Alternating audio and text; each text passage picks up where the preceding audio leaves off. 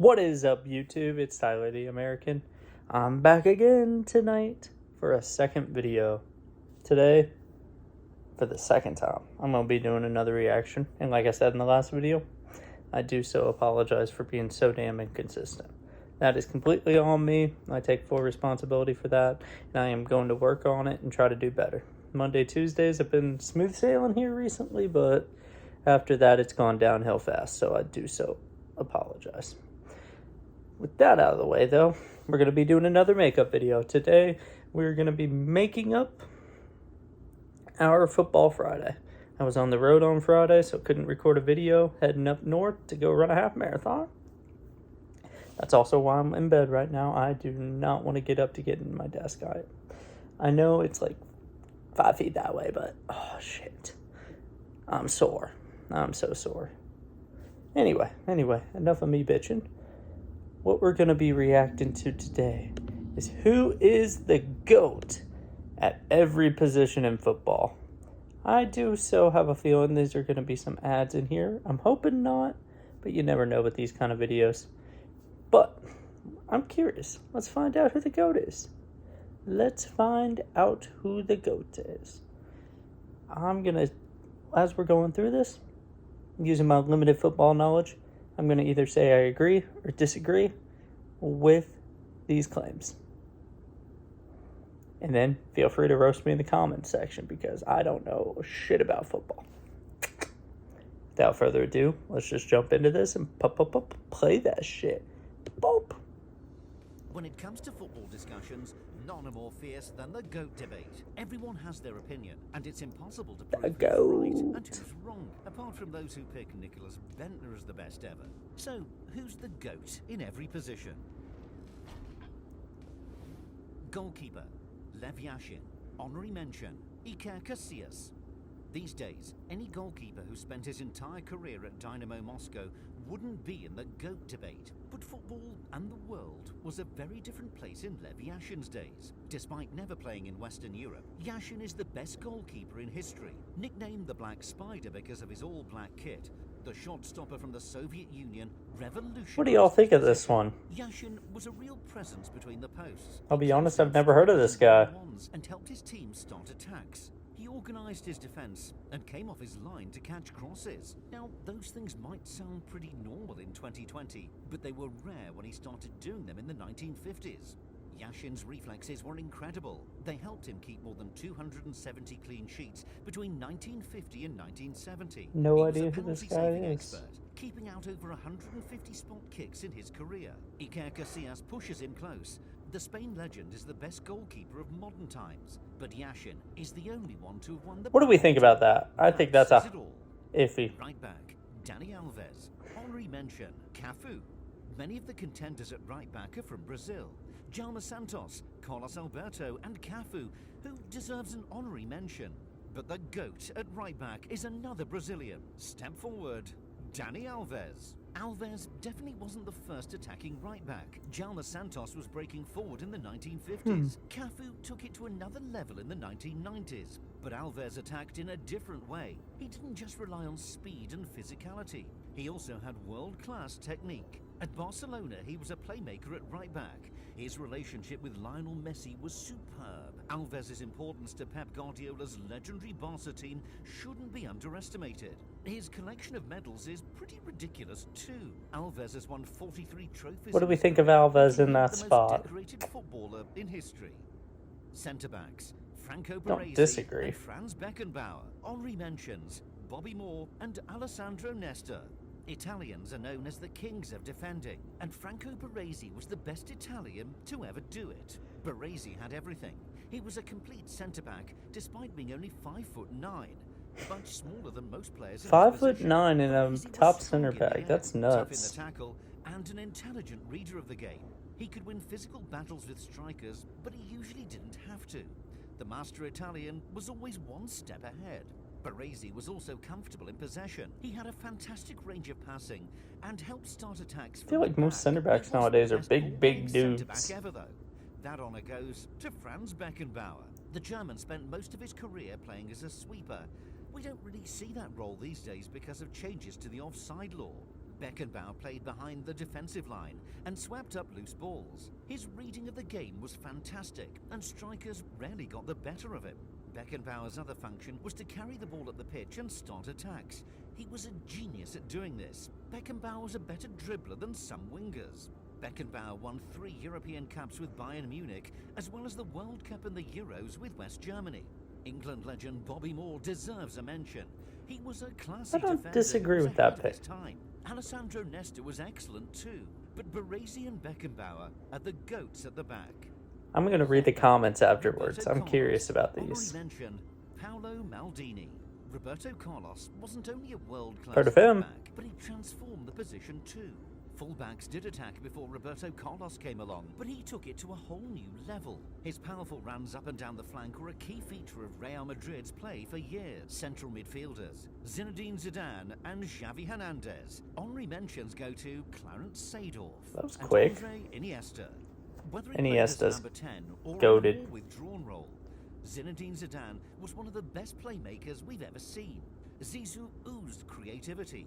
He was an artist on the pitch, but that doesn't mean he wasn't effective. Zidane had plenty of end product to go with his silky dribbling and smooth passing. He was a big game player too. Don't Zidane disagree rose with to this the one, I don't occasion in think. the 1998 World Cup final, scoring twice What do we against think? Brazil to help France win the tournament for the first time. Zidane was a scorer of great goals. His best was a left-footed volley against Bayer seen that. Leverkusen in the 2002 Champions League final. He wasn't even left-footed, for goodness sake. His partner is Xavi Hernandez. Pep Guardiola's Barcelona were arguably the best team ever, and Xavi was their heartbeat. The Spaniard once said he worried that there was no longer a place in the game for a small, technical midfielder like him. He solved the problem by transforming the game. Suddenly, everybody wanted their own pass master in the middle of the pitch. Xavi was better than anyone at setting the tempo of the play. He knew when to speed things up and when to slow things down. Xavi plays in the future, Dani Alves once said. Now, it's I hard like to that talk quote. about Xavi without mentioning his partner in crime, Andre Iniesta. He was another midfielder who won everything there was to win with Barcelona and Spain. But Xavi was even more important. We've got to mention Clarence Seedorf too.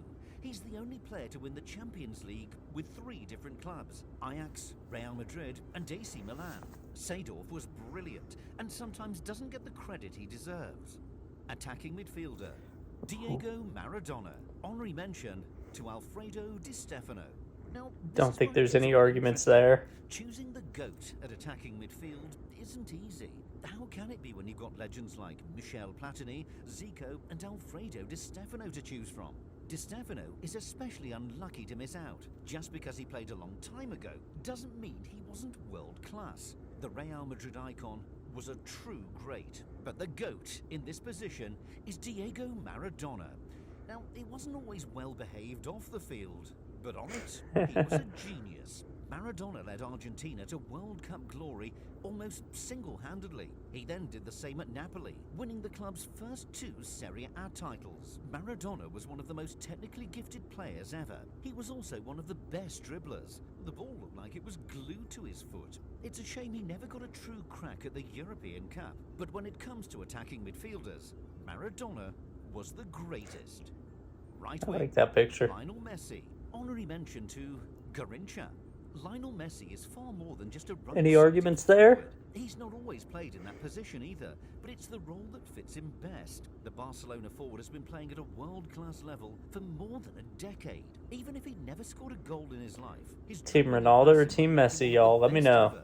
Fact is, though, he's also scored quite a few goals. I'm guessing Ronaldo's on this. 700 for Club It has to Country. be. One underrated aspect of Messi's brilliance is his decision-making. You know, he rarely makes a bad choice. That's part of why he's so great. If Messi wasn't an alien, Garrincha would probably claim this spot. As the Garrincha's Uruguayan writer goated too. Eduardo Galeano once Seen wrote, his highlights. In the entire history of football, no one made more people happy. But as good as Garrincha was, Messi is in a league of his own. His 6 Ballon d'Ors make that abundantly clear. Left wing, Cristiano Ronaldo. There it is. Mention Johan Cruyff. In his early years, Cristiano Ronaldo was an exciting winger. He loved to dribble with the ball and pull out tricks and flicks. Ronaldo was entertaining to watch back then, but he was known more for step-overs than goals. Not anymore. Ever since his last 2 seasons at Manchester United, Ronaldo has been a scoring machine. He's got almost 800 goals to his name and recently became the top scorer in football history. He also has an elite mentality. Ronaldo produces in the biggest games time and time again. He's carried his teams over the finish line at times. CR7 is world class, technically, physically and mentally. Now, we couldn't cover this Dude's a position without specimen. mentioning Johan Cruyff. The Dutchman could play in any attacking position and is one of the best to ever do it. Striker, Pele. Honorary mention, Ronaldo. Pele was an all-round attacker who drifted all over the pitch. What do we think of this one? Pele over other Ronaldo. He scored more than 1,000 goals during his career. It's not that many in official games. I say other Ronaldo, probably original Ronaldo. He could score with Be his the better right term. foot, left foot and head, but he wasn't just a goal scorer. He created chances too and was an amazing dribbler. He's also the only player to win 3 World Cups, a record that might never be beaten. Some people underrate Pele these days. Maybe that's inevitable given that he retired almost 50 years ago. But make no mistake about it, Pele was the greatest striker of all time. Now, if it wasn't for injuries, Ronaldo might have overtaken him. R9 deserves a mention, but Pele That haircut. is still the king. Manager, Alex Ferguson. Oh, Does even anyone go who manager. can lead this team? Alex Ferguson is the undisputed GOAT when it comes to managers, and he'd be the perfect person to bring out the best in this team of superstars. Ferguson did an unbelievable job at Manchester United. In 27 years in charge, he won 13 Premier League titles, 5 FA Cups, 4 League Cups, and 2 Champions Leagues.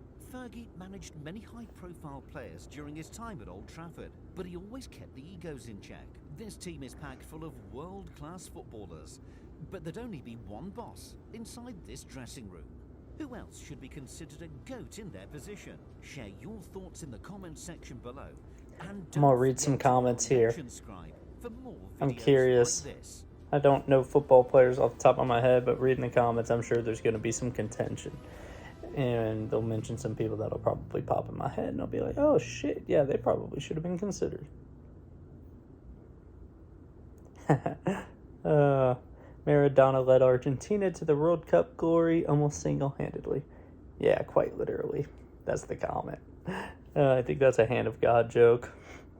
I like it.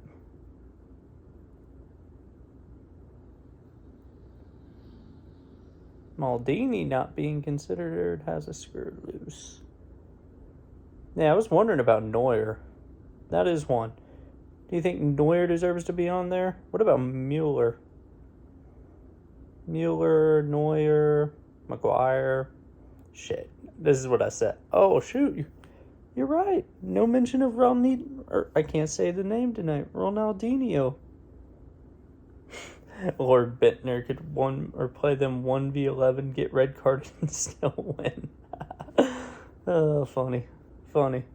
Yeah, no, let me know what you all think of this list. I thought it was decent, but now that I'm reading the comments, I'm like, shit, yeah, they did leave a lot of people out, but that's going to happen in these kind of debates, man. No matter how you slice or dice it, it's going to always happen. I'm curious on that. Maldini's being left out of the team, yeah, that's strange. I don't know.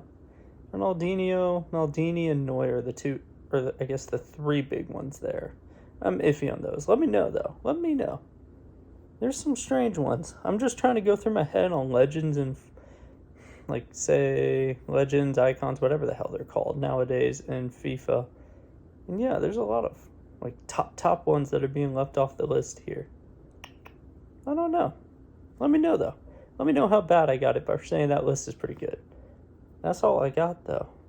As always, subscribe, and leave some comments as to what I should be reacting to next for our next Football Friday. This time it'll be on Friday. That's all I got now. Peace, y'all.